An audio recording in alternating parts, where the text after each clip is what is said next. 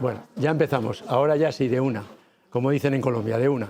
Bueno, pues buenas tardes a todo el público que está presente con nosotros, que han tenido la tremenda amabilidad de acompañarnos, además en una tarde primaveral, lo cual casi es un doble mérito, ¿no? Sí, tío. Pues que siempre venir a este templo del saber, que es Marcial Pons. Lo hablaba yo con el compañero que trabaja aquí y le decía que yo era muy de venir, de frecuentar, ya me hice casi comprador meritorio, y hubo un momento de mi vida, bueno, pues por ciertas circunstancias que ya me tuve que marchar y ya no venía tanto, pero he venido muchas tardes. Pues bien, ellos nos han concedido la gracia de dejarnos este espacio para que podamos hablar un rato en este conversatorio, presentación... Lo que sea, efectivamente. De una obra, que la tienen ustedes ahí delante, la pueden ver y seguramente algunos la comprarán, que creo que, a mi parecer, yo que en mi vida he leído algunas cosas de doña Juana de Castilla, va a ser definitiva. Y si no va a ser definitiva, porque definitivo es muy... Para mí sí, pues no voy a escribir más sobre ella. Haces muy bien, muy bien. Eso es porque además de todas. doña Juana termina o enamorándote o empalagánte. Sí, es una cosa. Sí, es una cosa. Tienes un proceso de vaivén, ¿no? Sí, en el que ahora me enamoro, que esta es la mujer de mi vida. Y luego dices, pues, madre mía, esta mujer, qué poco... ¿Le oís poco? Es que soy muy débil. Un poco debilucho. Bueno, ya me voy a esforzar, no sufráis que me voy a esforzar. ¿Hasta dónde habéis oído? No, me imagino que cuando me vuelvo hacia él, oís menos, ¿no? Así. Pues no te vuelvas. Pues no me vuelvo, si ya te tengo muy visto. Bueno, pues yo hablo aquí y le hago así con la mano. Bien, es de obligado cumplimiento, y además es que lo tiene merecido, que se haga una breve presentación del autor del libro, porque si no... Decimos, seguro que algunos le conocen físicamente, pero si no, dicen, ¿pero cuál es el autor? ¿El guapo o el feo? Y ahí ya hay un lío. Mejor no hablar en eso, ¿eh? Pues el guapo y el feo mejor nos callamos. Solo falta el malo para hacer la película ya. Bueno, fuera de bromas. Eduardo Juárez Valero es profesor de la Universidad Carlos III, ¿verdad? Y aparte de eso, es un hombre que trabaja incansablemente en 1000 cosas. Publica libros, ahí está la prueba, hace vídeos, da cursos de extensión universitaria, va a la radio, que es su segunda casa, cualquier radio, a donde le llamen, ahí está. Y eso está muy bien, porque muchos profesores, a lo mejor yo me encuentro entre ellos a medias, nos retrotraemos en nuestro mundo de investigación y no damos tanto la cara, no es que dar la cara físicamente, sino no exponemos el alcance de nuestros conocimientos, de nuestros descubrimientos, y él sí lo hace. Yo diría de ti, aparte de que naciste en el Real Sitio de la Granja, que es... ¿Se nota? Se nota, ¿verdad? Que nació en la granja. Hombre, por favor. Por lo bien criado que está. Efectivamente. Bueno, pues yo diría de él que es un hombre de renacimiento.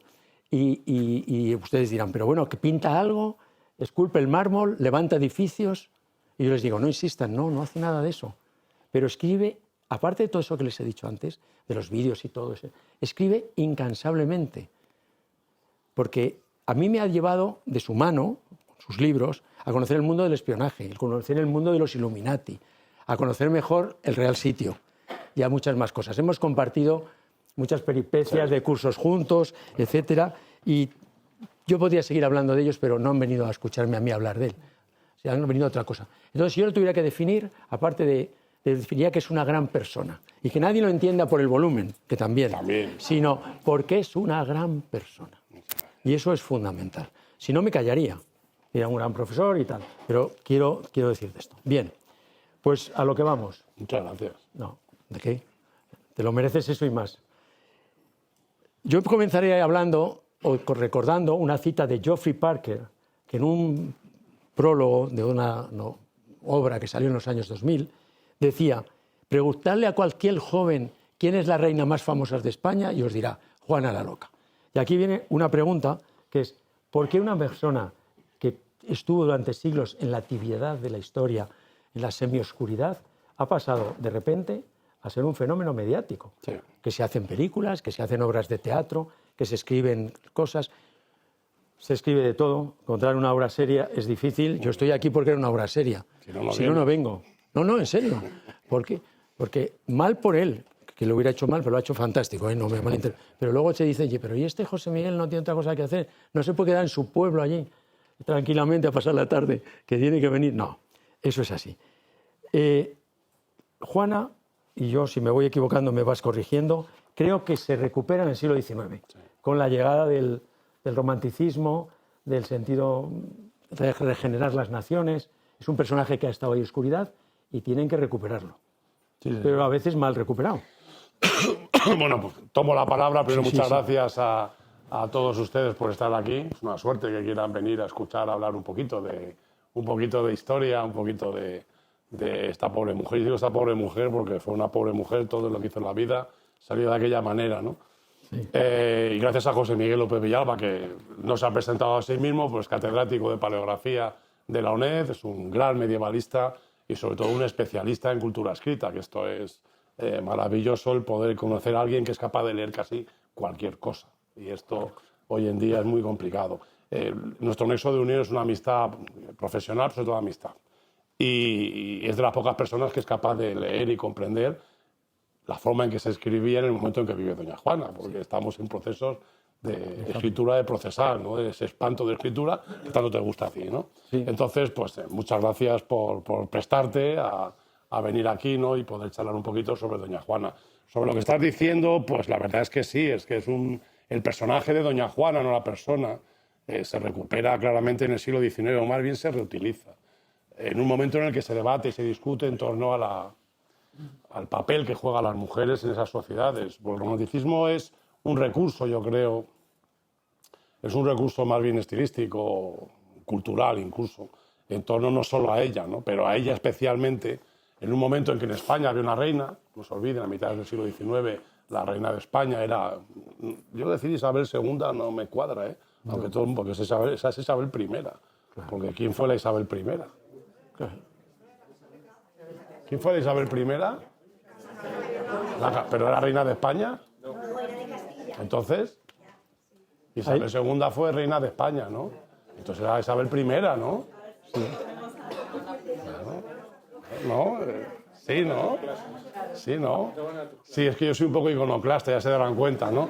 Bueno, el caso es que el momento en el que surge el personaje de doña Juana, una mujer, como ya has dicho, que estaba en la oscuridad, tibia, incapaz de tomar decisiones, una mujer dominada por las pasiones, apasionada, enamorada, una mujer que es incapaz de desarrollar el poder político que recae sobre ella, ¿no? Y esa es la figura que se construye en el siglo XIX. Cuando uno se baja hasta las fuentes primarias, que es lo que hacemos para investigar en profundidad la vida de esta mujer y de cualquier otra mujer y cualquier otra persona a lo largo de la historia, pues uno llega a la conclusión de que, bueno, ya fue fruto de su tiempo, pero sobre todo fue presa de una situación política muy complicada. Entonces, el reducirlo todo a que estaba enamorada y que tenía pasión y que tenía celos por el marido. Hay una carta, por cierto, de las pocas cartas que se dice que son manuscritas por ella, o sea, propia geográfica, ¿no? En la cual ella le echa en cara al padre que esté generando, hoy diríamos, una desinformación brutal en torno a su vida y que las cosas que se decían en la corte castellana sobre si estaba presa del marido, si era incapaz de tomar decisiones, y ella dice en un momento determinado que en esa carta que tiene, quizás por tener algo, es fruto de los celos que la dominan en ese momento. Y le dice, como bien sabe su majestad, refiriéndose a su padre respecto a mi madre, dice la reina, dice, y como bien sabe usted, eso se pasa con el tiempo y se cura. Eso le dice. Todo el mundo dice, bueno, los que manejamos esa carta, o los que han manejado esa carta en el pasado, dicen, esa carta no sirve para explicar el pensamiento de doña Juana porque escribe lo que le decía a su marido. Esto lo dicen algunos historiadores en el siglo XIX y en el siglo XX, ¿no? Entonces es muy interesante porque supongo que estarían allí cuando escribió la carta a doña Juana y saben que precisamente fue su marido el que lo obligó a decir esto. Una persona totalmente sometida por las circunstancias. Y lo que nos llega a partir del siglo XIX, en ese periodo del romanticismo, quizás es una tergiversación del papel de la mujer en ese momento. No se olviden que se discutía a mediados del XIX, se discutía si las mujeres debían ser educadas, si las mujeres debían aprender a leer y a escribir, si debían entrar en las bibliotecas. Eso se discutía a mediados del siglo XIX. Incluso Alfonso XII prohibió que las mujeres cursaran estudios superiores. Alfonso XII, a partir de 1880, que esto luego lo deroga Alfonso XIII. a principios del siglo XX. Entonces, en ese contexto en el cual la mujer es protagonista, la mujer forma parte de un proceso social, pero no tiene ese protagonismo histórico, rescatar la imagen de doña Juana como una mujer incapaz de tomar decisiones, incapaz de gobernar, sometida por las pasiones, por los sentimientos, lo cual la inhabilita para liderar políticamente una sociedad, pues creo que es el germen donde surge esta idea de una doña Juana incapacitada para todo, ¿no? Efectivamente. Pero yo querría retrotraerme un momento y ver cómo en aquella época la mayoría de los soberanos lo que buscaban era conformar o consolidar sus reinos, ¿no? Sí. Por medio de dos cosas, militarmente y matrimonialmente. Entonces los reyes católicos miraron la lista que tenían de disposición y los fueron situando, ¿no? Mandaron a Isabel a Portugal, con las catástrofes continentes, mandaron a Juan y a Juana a los Augsburgo para que se casaran con Margarita y con Felipe, etcétera, etcétera. Y claro, ¿a qué viene esto, esta reflexión? Podríamos seguir, ¿no?, con los demás, a Catalina, con Eduardo VIII. Eso ya es pero ¿a qué vengo con esta reflexión? Aquí hay una cosa que los mandaban y no sabían dónde los mandaban muchas veces, porque ellos lo que querían era, no sé si en su egoísmo o en su amor hacia lo que ese mundo, ¿no?, de tránsito en el 15, el 16, de tránsito, de consolidación de las naciones, por decirlo de alguna manera, todavía no hay concepto de nación, de decir, no, esta es la manera. Y además rodeamos a Francia, la idea de Fernando siempre era Francia. Francia está obsesionado. Bloquear a Francia. Que los bárbaros, si los meto a los Habsburgos por arriba, a los ingleses por aquí, ya no tienen salida. Y no van a encontrar amigos. Y esta mujer, cuando llega, cuando se embarca, ¿no?, nuestra querida Juana, se embarca y llega, claro, era una niña, tenía 16 años. Yo sé que decir ahora una niña de 16 años resulta un poco contradictorio, ¿no? Por el momento. Sí, por el momento que vivimos.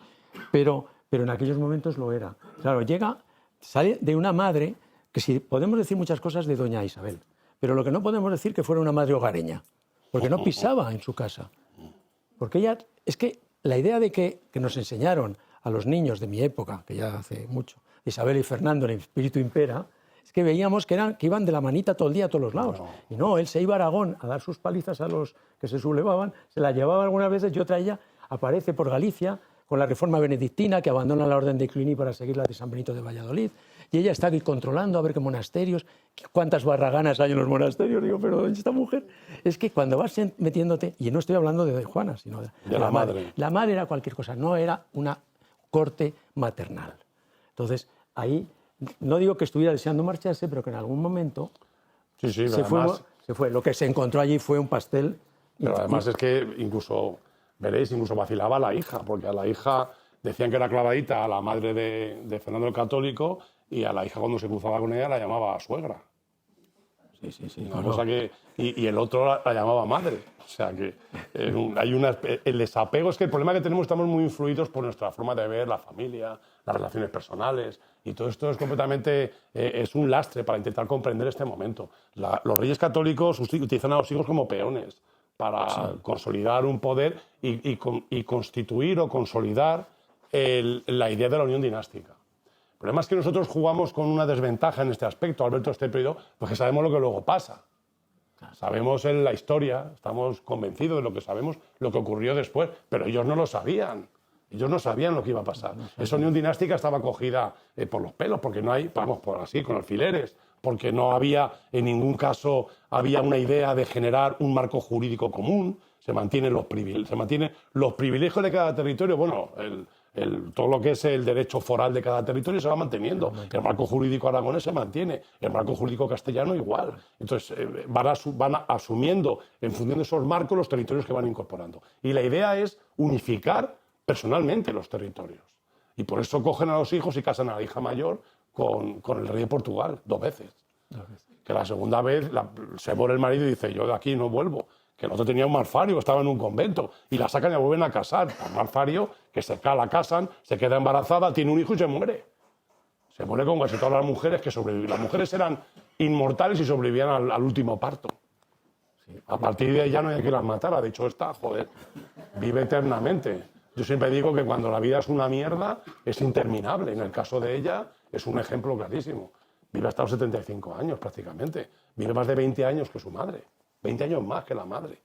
Es una cosa increíble, la madre se muere con 50 y poquitos años. Entonces, la idea de unir dinásticamente aquello es lo que les persigue. Y lo que tú has dicho de Fernando, porque Fernando católico, veréis, tendemos a minusvalorar generalmente la importancia y el peso político e histórico de las personas que han protagonizado la historia de este país, de esta sociedad. Fernando el Católico es el animal político más grande que hay en todo el siglo XVI, no hay nadie como él. Y en el XV menos. Es un tipo tremendo. El tío planifica todo aquello de una manera terrible. La reina católica, y esto hay un artículo de Miguel Ángel Adero Quesada magnífico sobre los cronistas de la reina, en el cual se ve cómo la reina católica contrata a un ejército de cronistas para que le hagan una geografía a la medida, para que demuestren lo importante que es ella, lo poderosa que es ella, lo gran reina que es ella, porque claro, está al lado de un tipo que es como un ciclón que lo absorbe todo personalmente. Y que los engaña a todos. Bueno, es tremendo. Yo creo que el libro de Maquiavelo... Yo me acuerdo un día hablando con unos colegas italianos que me decían, no, porque el príncipe de Maquiavelo se inspira en César Borja. Digo, pero ¿cómo se va a inspirar en ese pringao? Digo, hombre, por favor. Digo, pero, hombre, un pringao que acaba encerrado en el castillo de la Mota, sí, que le saca el otro... Bueno, en fin, no voy a tirar por allí, porque si no empiezo a decir barbaridades. Pero el caso es que ella, por ejemplo, consigue, hablo de la reina católica, que se la vea como un hombre en el cuerpo de una mujer. Porque esto hay uno de los cronistas que la llama virago. Un virago, el virago. Es decir, el hombre encerrado en el cuerpo de una mujer. Así define a la reina católica, para competir en personalidad y en presencia política con Fernando el Católico. Entonces, toda esta política la empuja, ella la cogen a doña Juana y la embarcan en este matrimonio con el archiduque de Austria, el Felipe, no voy a decir el hermoso porque me salen otras rimas peores. Sí, bueno, para mí es un tipo absolutamente despreciable, pero bueno, pero no, vamos a ver, no por cómo la trata la mujer, que también, sino por las intenciones que tiene respecto a estos territorios. Un tipo que viene contando hasta el último garbanzo que hay aquí para ver si le interesa venirse o no venirse. Luego está la interpretación del siglo XIX de no, es el flechazo, el tal que flechazo ni nada, es la consumación del matrimonio, ¿no? La idea del amor romántico, ¿cómo va a sentir Fernando, Felipe de Habsburgo, Felipe de Austria, amor romántico por doña Juana en el siglo XVI? Hombre, por favor, es prácticamente finales del XV, principios del XVI, cuando ocurre todo esto, ¿no? Entonces, básicamente se ve embarcada en este, como me gusta a mí decir, en este juego loco de tronos, donde Fernando el Católico quiere aislar a toda costa al rey de Francia, que el rey de Francia es un perturbado, rey Carlos, que a toda costa quiere chocar con Fernando de Aragón para controlar el norte de Italia. Y en esta lucha tremenda, él consigue una alianza con el emperador y sus hijos para bloquear a Francia. Luego ocurre lo que ocurre con los políticos que no entienden que deben seguir un camino, y es que los mueren. El rey de Francia lo mueren. No se muere ni se mata, ni le matan, lo mueren. Porque lo que cuentan es que baja a ver un partido de tenis, literalmente, en el castillo de Blois, y se revienta la cabeza contra una ventana y se muere así. Vaya hombre. ¿Quién jugaba? Federer contra Nadal, ahí abajo. Vamos, a ese le mueren claramente. Lo que pasa es que la historia se escribe de esta manera tan con el relato histórico, ¿no? Sí. Tan curioso. Evidentemente, luego hay un Luis, ¿verdad? Un primo que entra directamente a ser rey de Francia, que es mucho más inteligente y más permeable a estas políticas de reparto del poder. Ahí se ve metida doña Juana. Doña Juana cumple una función política evidente que ella no pide, ella no está educada para esto. Ella está educada de otra manera, quizás para ser esposa de algún príncipe o de algún aristócrata importante, aragonés, castellano, italiano quizás, por la educación que tiene, los idiomas que habla, sabe bailar, sabe cantar. Es decir, es una mujer que tiene una educación muy humanística. De hecho, vamos, una de sus maestras es la Beatriz Galindo, la latina, ¿no? Entonces, quizás se ve siempre abocada a algo para lo que no está preparada y que evidentemente no quiere hacer, porque esto también es muy importante, el que tú quieras hacer algo. Si había algo para lo que no sabemos si estaba preparada, pero se lo hizo muy bien, fue tener hijos. Bueno, sí, pero además todos seguidos. En el 98, cuando llevaba un año, ya tenía Leonor. Sí. Luego viene Carlos. Carlitos, sí. Carlos, el 24 de febrero de 1500. Eso sí me acuerdo, porque mi madre nació el 24 de febrero, no de 1500, ¿eh? Pero un 24 de febrero. Bueno, quién sabe, es lo que te dijo a ti. Vale. Cuando cumplan los 500 yo ya te invito a merendar. Bueno, en serio. Pero fíjense que ella la mandan allí para que cumpla sus objetivos, pero sin esperanza ninguna de que fuera a ser sucesora, porque había cola. Que sí, había cola. impensable aquello. Yo tengo una frase que dije en su momento, que la muerte allanó el camino de Juana. Hombre, claro. La muerte A se pesar, fue liquidando a todos los que eran dignos o herederos lógicos por edad y fueron muriendo. Murió la de Portugal, como me habéis dicho. Sí, además deja un hijo, que el hijo es Miguel de la Paz. Miguel de la Paz. Cuando van ustedes a Granada y entran en la cripta real, en la capilla real, y ven, entran por debajo, hay 5 féretros. Y uno es el del... Y hay uno que es chiquitín, que pone MP. MP, Miguel de Paz. Que es Miguel de la Paz. En portugués. Sí. Y también... Pero es que a este chico le juraron príncipe de Asturias, Claro. príncipe de Girona y heredero de Portugal. Este chico, si hubiera vivido, había unificado todos los territorios de la península ibérica bajo una misma corona, que es lo que perseguían ellos. No crear... Que esto luego es la construcción nacionalista del siglo XIX. Que se habla... Hay un monumento ahí que está al lado de... Yo creo que está al lado de la bolsa, el de la reina católica, doña Isabel, madre de la hispanidad y de la nación española, bla, bla, bla. Es una estatua que está ella, con Cisneros a un lado, y tira de su caballo Gonzalo Fernández de Córdoba. Entonces, esa idea, pues evidentemente hubiera prosperado, no la de la nación, sino la de la monarquía unificada. Probablemente, es que todo fue a mal. Yo siempre digo que a la reina católica le salió todo mal. Todo. Salió todo mal.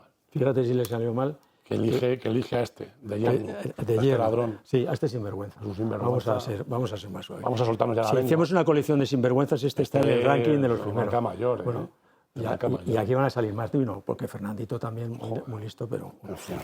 Pues cuando se muere el Miguel de Paz, que como muy bien ha dicho el profesor Juárez, lo nombran y lo revisten de todo eso, porque el niñín se muere a los pocos meses. A los 2 años. A los 2 años. Dura 2 años. 2 años, bien.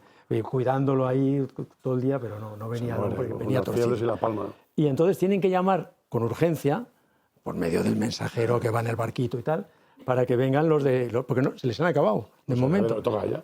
Claro, ¿qué hace el otro listo? Como la tiene subyugada, La tiene secuestrada. la tiene secuestrada, Sometida, dice, oye, que nos ha llamado... Todo esto que estoy hablando es un poquito por teatralizar, ¿no? Que nos ha llamado mi padre y tenemos que ir porque nos van a dar. Quieto. Vamos a darle unos meses para que se tranquilicen. Porque él sabe, aconsejado por toda la caterva que había ahí a Augsburgo, de que tiene que tranquilizar para llegar y ya... Tal. Pero es que encima comete una cosa que no se viene por barco, que era lo lógico, sino se viene por el medio de Francia y se encuentra, ni más ni menos, con Luis XII, que es enemigo acérrimo, como muy bien ha dicho el doctor, pero enemigo a muerte, y se encuentran en Blois, están allí en unas fiestas, tal, porque enseguida se hacían fiestas, eso que nos faltase, y en un momento determinado asistimos a una ceremonia de vasallaje, que es que el rey francés lo pone allí delante, el otro se arrodilla y el rey francés le abre las manos y le suelta unas monedas que el otro recoge. Eso solo se hacía en el caso supuesto de que tú pasabas a ser vasallo de este. Imagínense, inconcebible. Sí. O sea, eso es para darle en la cara a Fernando. Ya venía calentita la cosa. No habían llegado y ya estaban calentita la cosa. Y luego se reúne con el rey de Navarra. Efectivamente, con el Albrecht. Con Albrecht. O sea, que es que la idea... Sí. Pero sobre todo, él viene por tierra... Bueno, él y ella. Y vienen los dos, porque la que van a nombrar, la que van a proclamar heredera es a ella. Viene por tierra porque no se atreve a ir por mar. Porque tiene que pasar por las costas inglesas y el rey de Inglaterra es aliado de Fernando el Católico. Pero es muy aliado. Entonces teme que le trinquen allí. De hecho, en uno de los viajes que hace, luego cuando vuelven ya como reina ella, el otro, está la hija, está Catalina, que es una persona alucinante, ¿no? Yo creo que, fíjate, si ya tuviese que elegir entre escribir sobre ella o sobre Catalina, igual me había dado por Catalina, porque tremenda mujer aquella, ¿no? Durísima. Tremenda, ¿no? Entonces, Catalina lo que hace es retenerles durante semanas para que el otro pueda rearmarse en Castilla y afrontar la llegada de Felipe para que no sea proclamado rey de Castilla. Que es que esto es de verdad es un juego de tronos que es una insensatez. Yo espero haberlo plasmado más o menos claro en el libro, porque es una locura increíble, ¿no? Es una locura increíble, porque es que el otro no quiere venir, es verdad. Cuando le van a proclamar princesa de Asturias, porque claro, princesa de Asturias la proclaman a ella, que la ceremonia es en Toledo, y la que da el paso para que el arzobispo de Toledo la proclame delante de los reyes es ella, el otro se queda un paso atrás. Sin embargo, en Aragón las mujeres no reinan. No reinan. Las mujeres son consortes, sino que heredan el regnum y transmiten la potestas al príncipe. Es decir, tienen el derecho, pero no lo desarrollan, sino que lo transmiten a un hombre. Esto también lo dicen las partidas. Las partidas, el título segundo de la partida segunda establece lo que debes cumplir para ser rey en Castilla. Que una de las maneras de ser rey es que te cases con la hija del rey. Entonces la hija te transfiere esto, que esto es lo que le mata a la reina católica. Porque dice, claro, es que en cuanto yo la palme, va a ser rey ese. Claro. Y podéis pensar, bueno, esto es otro dato que está, como tú dices, teatralizándolo. Pero es que cuando se está muriendo, llama a Gaspar de Gricio en Medina del Campo, que había ido a Medina del Campo para que la hija no se fuera detrás del otro a Flandes, y en Medina del Campo firma un codicilo, es decir, una extensión del testamento. Y en ese codicilo, que es el documento de la discordia en torno a la salud mental de doña Juana. Ese va a ser el origen. Claro. En uno de los párrafos, porque dice muchas cosas, ese codicilo es un documento importantísimo en la historia de la humanidad, porque establece, por ejemplo, la protección de los indígenas en el Nuevo Mundo. Sí. Y que sean tratados como castellanos. Que eso, aquellos que defienden la leyenda negra, la leyenda dorada, es un punto tremendo para el debate y la discusión. Bueno, pues en una frase dice, la heredera es mi hija, y si ella no quiere, si no quisiere o no pudiere reinar, que lo haga mi marido, el rey don Fernando, como gobernador perpetuo de Castilla. Y la gente al leer esto, o determinados propagandistas, yo sigo propagandistas, porque como historiador, ¿cómo vas a colegir de ahí que la reina está loca o enferma mental? Lo que coleges de allí es que lo que no quiere la reina católica es que el arrimado sea rey. Es lo que yo entiendo. Y si mi hija quiere reinar, reina mi hija. Pero si mi hija no quiere reinar o no puede, porque la tiene atrapada, pues entonces ¿quién va a reinar? Mi marido. Y eso es un fraude total al marco jurídico castellano. Que dice claramente, deberá hacerlo en mi nombre. Efectivamente, y eso no se puede hacer, porque está tergiversando completamente el marco jurídico del derecho común castellano. Pero el miedo que les entró cuando lo vieron... Claro, es que es un chorizo, es que el tipo cuando viene, bueno, perdón la expresión, estaba muy animado a hacerse con todas las riquezas de Castilla y de Aragón. Porque cuando hacen el viaje, que esto sale muy relatado, que me agarré un diario, que es el diario de Antoine de Lalande, que es uno de sus secretarios, que me lo tuve que leer, que los pasé canutas, lo pasamos porque no es que esté escrito en francés, es que está escrito en franco-normando. Digo, en franco-normando, no, en franco-borgoñón.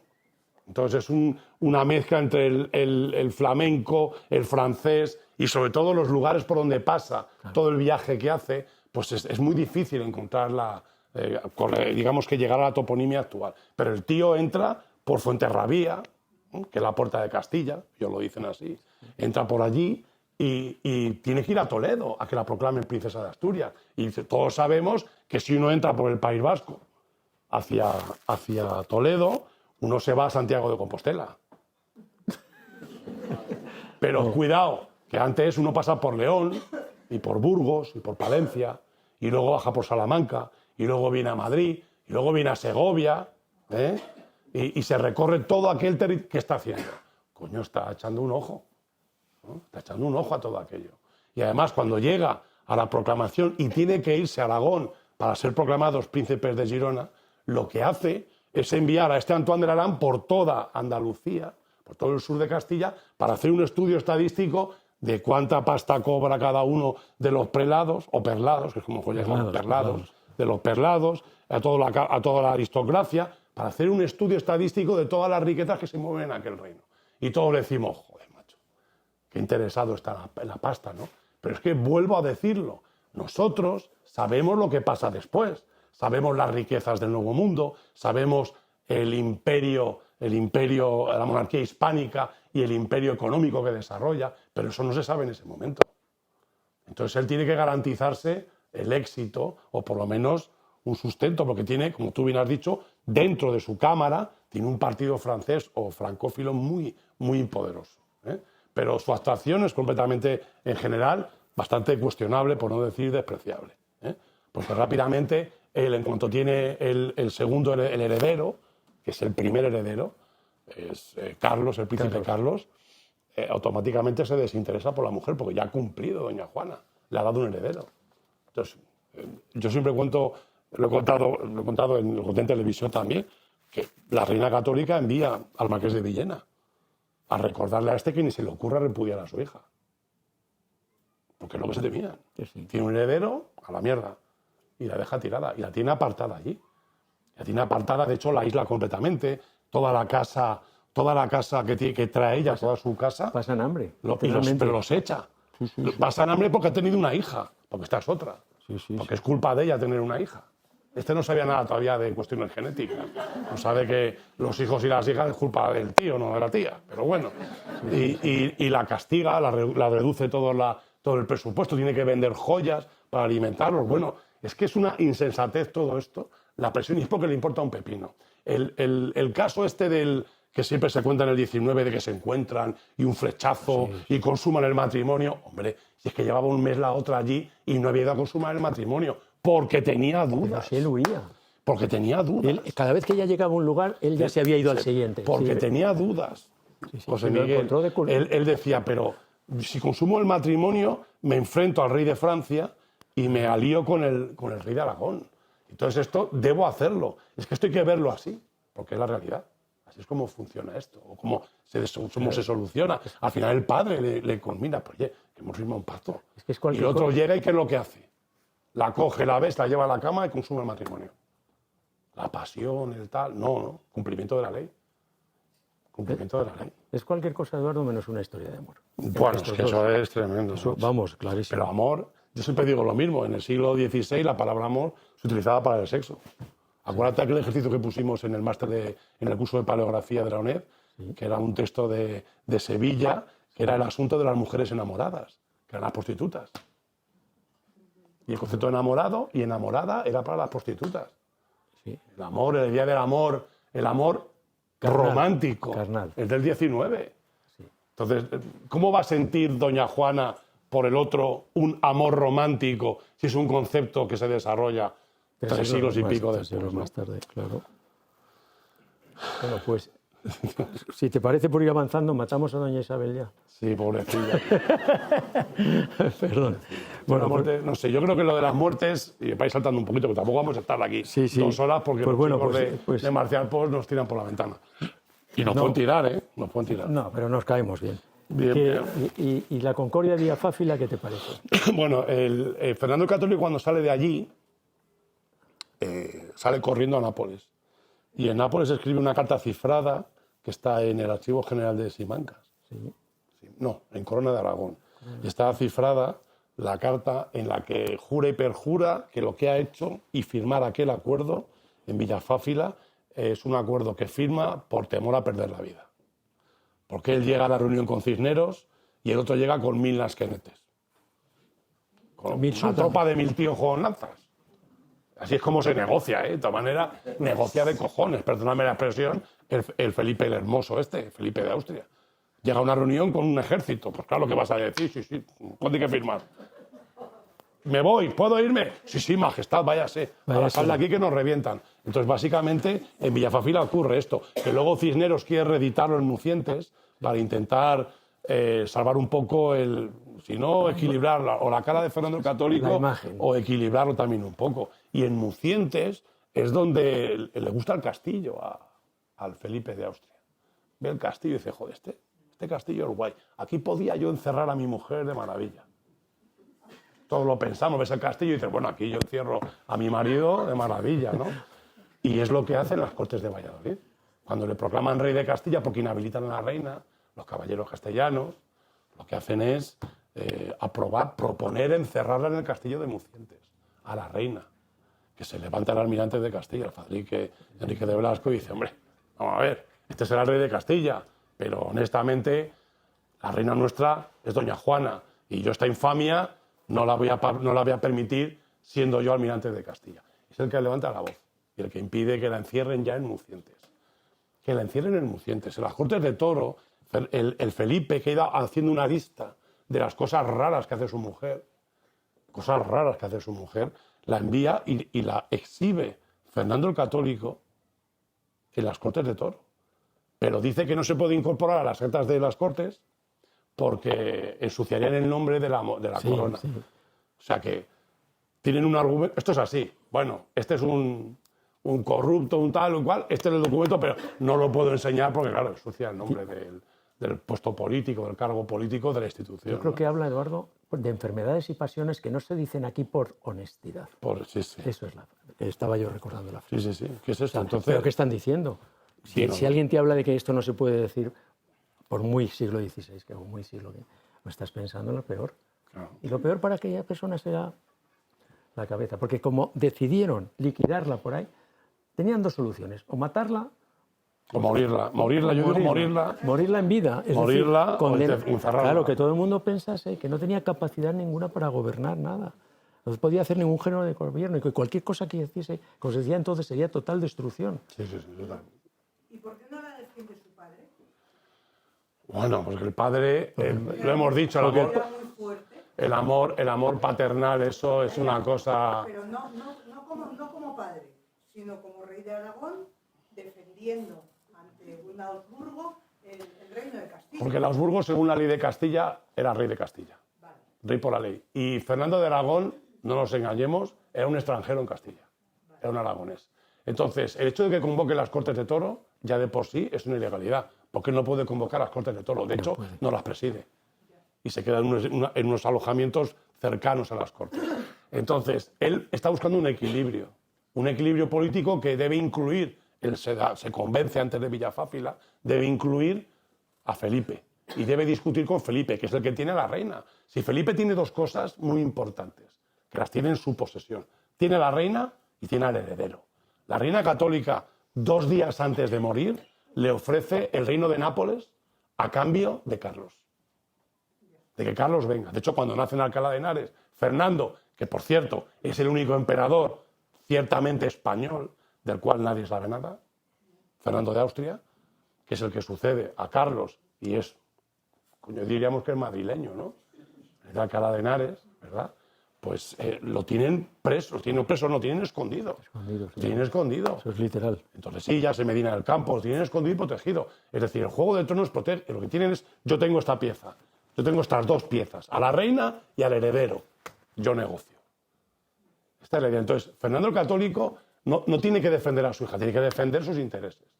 Entonces, en determinado momento, la hija le sobra. Quiere tener un hijo con Germán. Claro. Pero tiene que tener un hijo por la concordia de Villafáfila.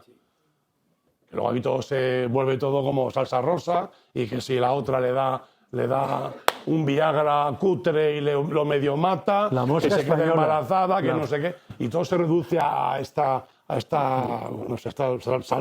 Salseo, En realidad sí. olvida lo que es la historia. Pero Es decir, Fernando el Católico no se fue muy descontento tampoco de Villafáfila. Se llevó las 3 órdenes militares que le faltaban, porque Evidentemente. Montesa la tenía desde Jaime II, sí, señor. ¿no? Que son Santiago Alcántara y Calatrava, y se llevó la mitad de los beneficios que venían de América, que Es entonces verdad.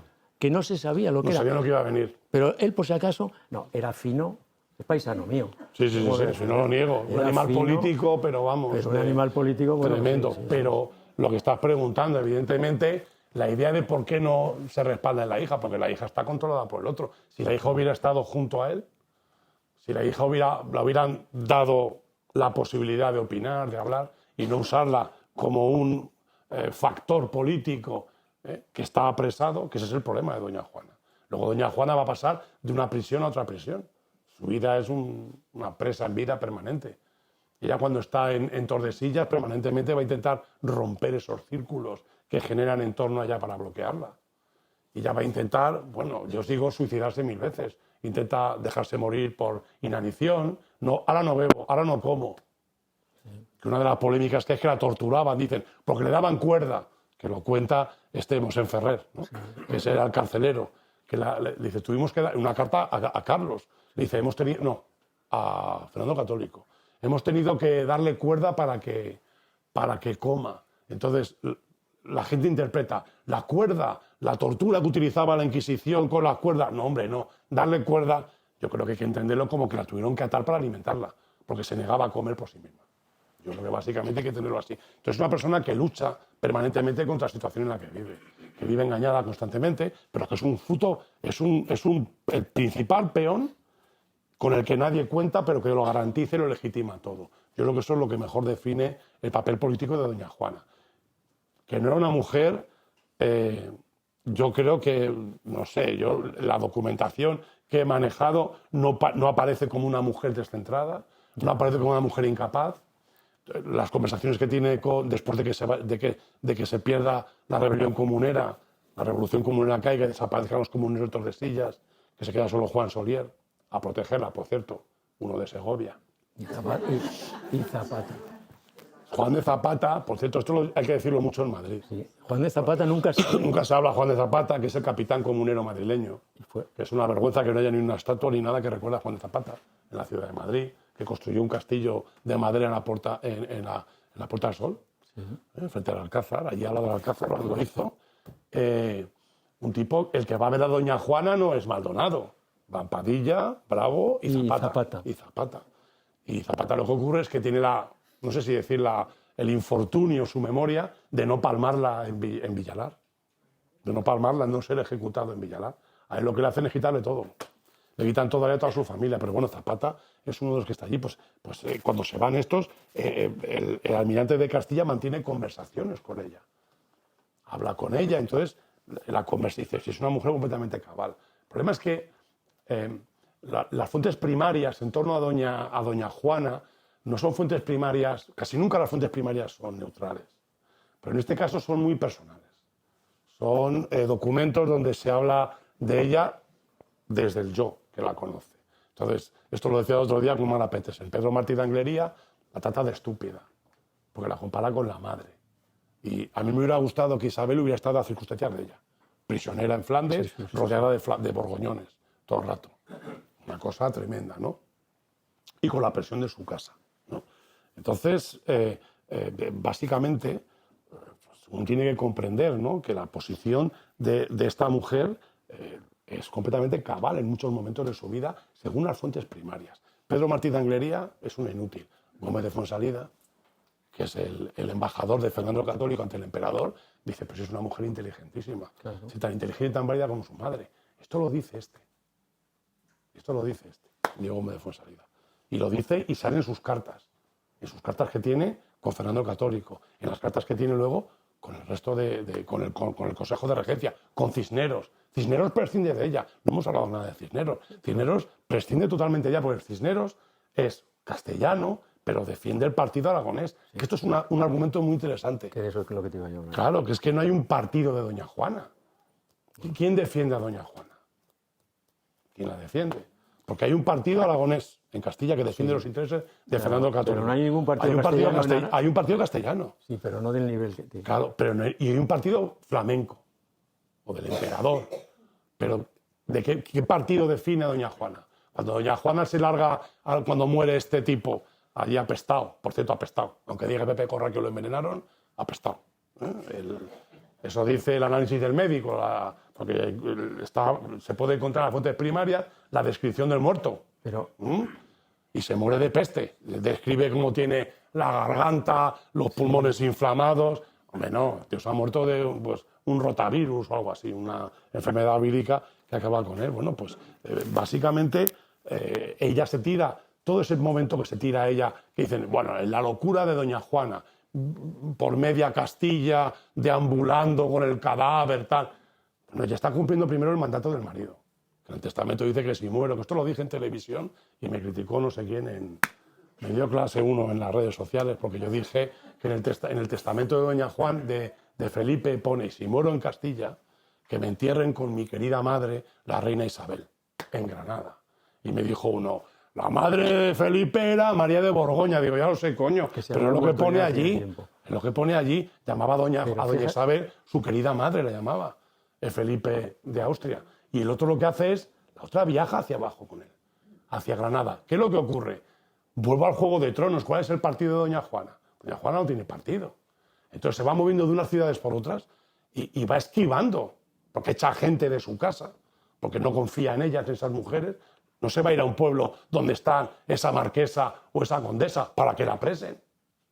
Para que la presen a ella con su hija. Pero no nos olvidemos que cuando muere el marido está embarazada de prácticamente 7 meses y además está enferma. O sea, dice el médico que está tratando a la reina, la trata de la enfermedad de la peste que ha cogido el marido. O sea, que enferma, preñada, a punto de parir, y moviéndose de un pueblo a otro, porque no se mueve de un pueblo a otro sin sentido. Hay que mirar el plano, esto lo cuento yo aquí en el libro muy bien, lo cuento muy bien, cómo va de un pueblo a otro y va explicando, y trato de explicar por qué no va a esos lugares. Y porque al final se queda estancada y llega a Tordesillas. ¿Por qué llega a Tordesillas? Bueno, en fin, Tordesillas llega, no la llevan a Tordesillas, ella llega a Tordesillas porque es parte del infantado, es parte de una de esas posesiones que ya desde el Reino de León se generaba una especie de bolsa vamos a decir, de dinero, de riqueza para las mujeres de la Casa Real que se quedaban desamparadas.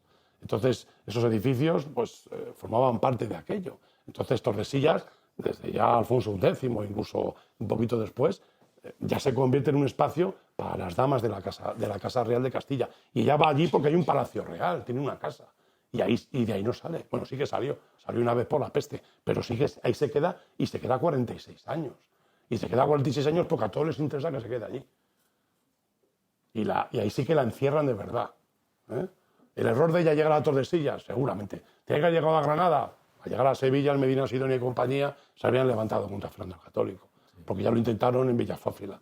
O sea que verlo es... yo he intentado, por lo menos en el libro, mostrar esa vida tan complicada y cómo hay que verlo en conjunto. Hay que ver en conjunto todo el viaje de la vida de doña Juana, porque si no, si lo extrapolamos o extraemos un momento de su vida y describimos precisamente eso, llegamos a la conclusión de que estaba como una mata de habas. Claro, pero porque estamos descontextualizándolo todo. Un día me preguntaba, periodista Nasser, que si estaba loca. Todo el mundo me pregunta. Y yo siempre digo, defínanme ustedes la locura. Defíname la locura. ¿Qué es la locura? En un político, tomar decisiones irresponsables que tienen un resultado nefasto en los administrados y en el administrador. Joder, la lista es interminable. ¿No? ¿Qué es la locura? No sé. Entonces, el problema es que extraemos lo que queremos de su vida para justificar que estaba como una mata de habas. Y la pregunta siguiente es, ¿desde cuándo, y esta me la hago yo en el libro, desde cuándo es importante que un rey o una reina estén locos para ser reyes o reinas? ¿Desde cuándo? ¿Es un factor determinante? Entonces, Felipe V, que se quiso subir a un caballo en un tapiz de naranja y que se descuerna. Fernando VI, que se ponía a 4 patas, ladraba y perseguía a los lacayos para morderles y levantaba el pie para mear así, como un perro. Ya.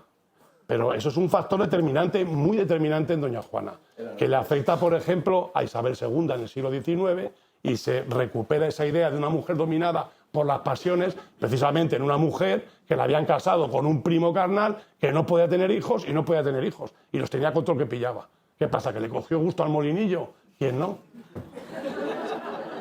Y por eso no es válida Isabel. Isabel II, estoy hablándome de muchos tiempos, pero bueno. Isabel II fue una reina incapaz, corrupta y muy mala gestora. Es por lo que hay que criticarla. No porque tuviese 50.000 amantes y con quien pillara. Si es que no le quedó más remedio, si el marido no podía tener hijos. Y la función básica de un rey es mantener la dinastía. Yo siempre digo, Narváez y compañía, esos eran republicanos. Si casaron a la reina con un tipo que no podía tener hijos. Por eso. Y lo sabían. Y lo sabían, ¿no? Bueno, en fin, que me enrollo como las persianas. Bueno, yo creo que las dos cosas, por volver un poco a doña Juana, y bueno, ya nos avisarán. Sí, ya vamos cerrando para que no nos echen a patadas de aquí, ¿eh? Bueno, pues yo ¿saltamos ya a la llegada de Carlos? ¿O? Mira, has hablado y ha puesto a llover. Has hablado de Carlos y se pone a llover. Y se pone a llover. Bueno, yo creo que hay diferentes cuestiones que sería para estar aquí hasta mañana, ¿no? Sí. Porque esto sí. Yo en el romanticismo, volviendo al tema del romanticismo, se basaron en dos cosas que para mí nunca me han parecido determinantes, ¿no? Tú lo has explicado muy bien, que son, una, la de cuando el marido se muere y lo entierran en la Cartuja de Miraflores, de momento lo dejan ahí, sí, hasta ver qué hacen con él. Ella baja, manda abrir el féretro de plomo, que sabes que es el que cubría, luego era un féretro de tablones, sí, ¿no? Lo más rústico que puedan imaginar, porque el de plomo era el que daba la entidad y el que iba a hacer el viaje con él. Bien. Entonces ella manda abrir uno, rompen el otro, lo abren el otro, y finalmente ella rasga el sudario y le besa los pies. ¡Oh, y lo que ha hecho esta mujer! Eso que es un acto de amor, que si me apuran no es que sea normal, pero... Si es... O de obsesión. obsesión. Yo hice una cosa... Pero no para eso. Y luego, el segundo hecho, que tú me lo has dicho, es el circuito y lo que más daño hace las cosas son las publicidades. Cuando llegan al convento, al monasterio, y dice... Se entra y se da cuenta que es un monasterio de mujeres, que mi marido no puede dormir aquí. Pero ahí, eso que dices tú, eso de que mi marido no puede dormir aquí, eso es un constructo del 19. Claro, que eso estoy diciendo. Porque además, teóricamente, si fue cierto que no podía dormir, no era por su marido. Era por los cartujos. Es por los cartujos que acompañaban, que los cartujos... Que los cartujos no pueden dormir donde hay mujeres. Claro. Pringaos estos, ¿ves? Los cartujos. Estos losers, ¿verdad? Los cartujos, y en el cuadro de Padilla creo que es, ¿no? El que sale, es un cuadro precioso, ¿no? Sí, el de precioso, aterrador, sí, ¿no? pero es una publicidad brutal a favor de los que piensan. Claro, yo creo que además en el libro hay un capítulo sobre lo que llamo yo la cultura pop, en torno a la reina, que es pues todas las obras de teatro, la música, el cine, la ópera, la literatura, como es un personaje muy atractivo, es decir, una mujer incapaz, dominada por la pasión, pues claro, va para unas novelas y una obra de teatro maravillosa, ¿no? Pero siempre muy alejado de la realidad, porque ella, yo creo que no era tan apasionada como se suele decir. Tú ves la documentación, tú lees las fuentes primarias y no es tan apasionada, ni incluso aquellos que hablan negativamente de ella. Lo que dicen es que está obsesionada. Yo hice una cosa, no sé si la he explicado bien en el libro, y cogí el comportamiento de ella, las cosas raras que hacía, y lo escribí. Cogí en el capítulo y se lo mandé a dos amigos que son psicólogos clínicos. Y digo, mirad, os he descrito el comportamiento de una chica que conozco yo, joder, estoy preocupado. Digo, a ver si... es que esto es verídico. Yo siempre he puesto otra media página, a ver si podéis explicarme qué le pasa a esta chica. Lo leen y me contestan a los 3 días. Oye, Eduardo, esta chica está sufriendo un claro caso evidente de violencia de género. Es una mujer sometida a una violencia clara, tal. Dice, ¿quién es? Dínoslo porque hay que denunciarlo. Digo, Juana de Castilla. Me dicen, ¿quién? Digo, doña Juana de Castilla, lleva 500 años muerta ya. Joder, macho, lo que le hacía el marido. Digo, bueno, hay muchas mujeres que sufrían eso y más. Pero está claro que la obsesión, el sometimiento al que se ve abocada esta mujer por el marido, pues claro, el otro es un tipo además con una personalidad muy fuerte, ¿no? Porque enfrentarse a Fernando el Católico, volvemos a decirlo, tela. Porque decía, tú eres el rey de Aragón, yo soy el archiduque de Austria y mi padre es el emperador. Entonces es que estas cosas, bueno, es un tipo que echó de sus tierras al padre, le prohibió entrar en Flandes. Le echó, le largó. Porque las tierras eran de la madre. Claro, hija, toma por culo de aquí.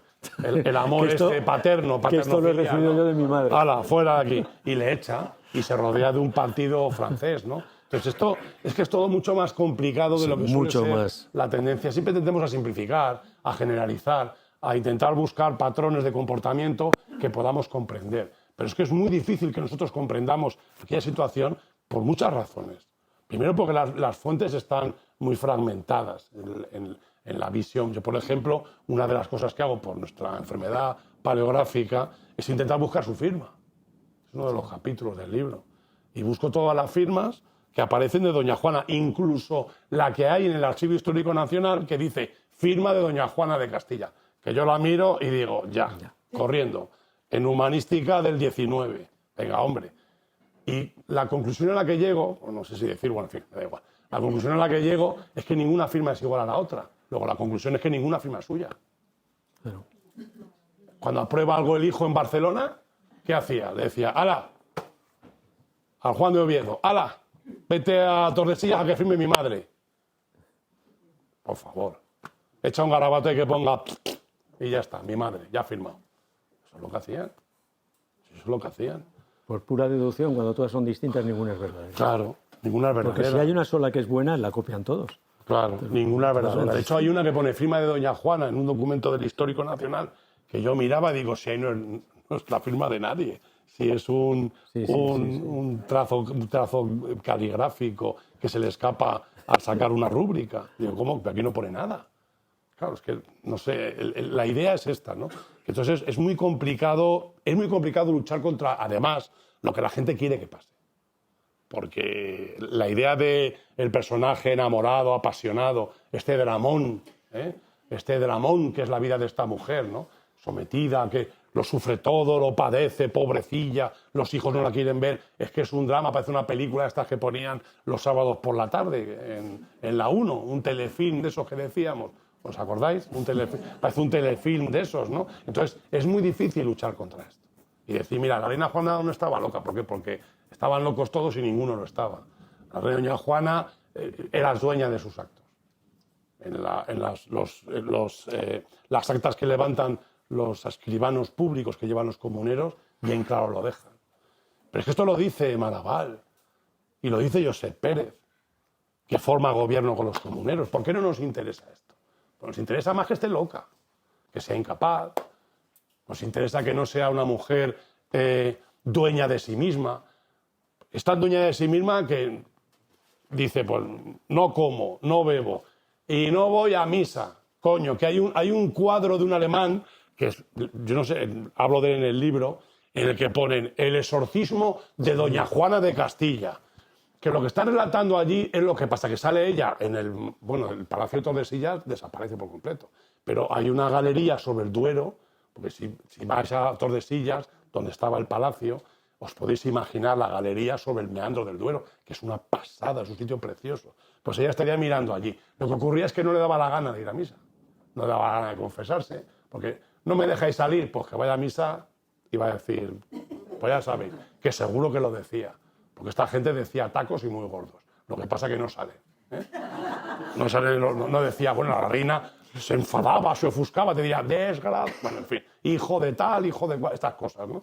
Entonces, ¿qué es lo que hacían? En cuanto la reina se pausaba, se paraba, se detenía a mirar por una ventana, montaban un altar y hacían una misa. A ver si comulgaba. Porque esto lo cuenta uno de los secretarios flamencos de Carlos I. Que iban detrás de ella con un altar. Detrás de ella con un altar para que oiga misa. A darle misa en capítulos. En el pasillo. Dice, han montado una iglesia en un pasillo. Hacían 5 minutos. Claro, pasa la reina, se para allí, la cogen rápidamente y le hacen el oficio. Entonces, ¿quiénes son los locos? ¿No? ¿Quiénes son los locos en esta circunstancia? En fin, bueno, de verdad que es una persona muy interesante. Yo que vamos a ir terminando ya, ¿no? Si no nos van a echar, ¿verdad? Nos van a echar. Para que pueda firmar a todos. Sí. Es una persona muy interesante. Es un momento histórico importantísimo, no de la historia de Castilla, no de la historia de Aragón, es de la historia de la humanidad. Y esto es una cosa que prefiero terminar diciendo esto, porque hay que recordarlo siempre. Esta mujer dio sentido a todo lo que vino después. Porque los Habsburgo son reyes de España por ella. Porque si no hubieran sido hijos de Doña Juana, ¿cómo coño iban a haber sido reyes de Castilla o de Aragón?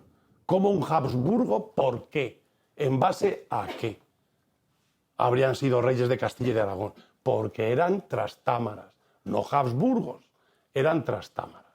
Entonces, como eran trastámaras, eran Don Carlos I, Trastámara y Habsburgo. Y por eso era rey. Y esa línea que sigue por estos escotofios de Habsburgo hasta el pobre Carlos II, que está maltratado también por la historiografía de cuidado, y llega a los Borbón. ¿Por qué llega aquí un Borbón y es rey? Porque sí, los Borbones que lo valen todo, ¿no? Pues porque son Trastámara igual. Porque Luis XIV se casa con una Trastámara de la línea Borbón. Y a partir de ahí entran los Borbón porque tienen esa línea de sangre, esa línea familiar, y se convierten en reyes de España. Obviamente, el rey Felipe VI ahora mismo es rey de España porque Doña Juana tuvo hijos. Y yo creo que esta es la reflexión respecto a Doña Juana más bonita que se puede hacer. Y es que en el rey de España actual hay un vestigio de él. Si no hacemos caso a María Luisa de Parma, que dijo que tuvo 28 embarazos del rey Carlos IV y ninguno era del rey. Yo sola he acabado con la dinastía Borbón española. Eso dijo en su lecho de muerte en el Palazzo Barberini en Roma, que les recomiendo que visiten. Bueno, ya está.